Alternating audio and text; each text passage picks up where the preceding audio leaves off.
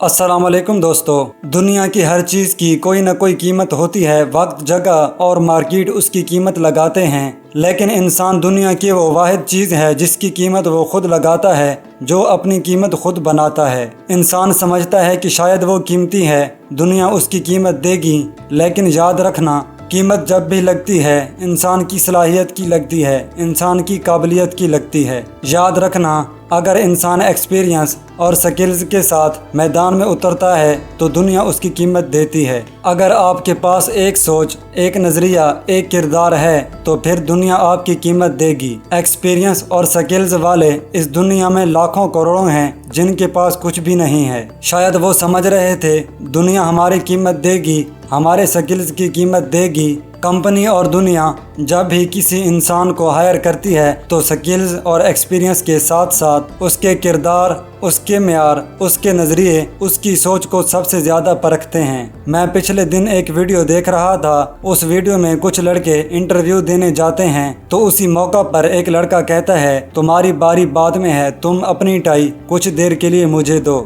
میں اندر لگا کے چلا جاؤں، واپسی پر میں اتار کر تمہیں دے دوں گا۔ لیکن کچھ لڑکے اسے نہ کہہ دیتے ہیں۔ صرف ایک لڑکا اٹھتا ہے، اسے ٹائی دے دیتا ہے۔ کچھ دیر بعد پتہ چلتا ہے جس لڑکے نے ٹائی دی تھی کمپنی نے اسے ہائر کر لیا ہے۔ جب حقیقت کھلتی ہے تو پتہ چلتا ہے کہ جو لڑکا ٹائی مانگ رہا تھا وہی لڑکا اس کمپنی کا باس تھا۔ وہ بیہیویئر ٹیسٹ کرنے کے لیے باہر آیا تھا۔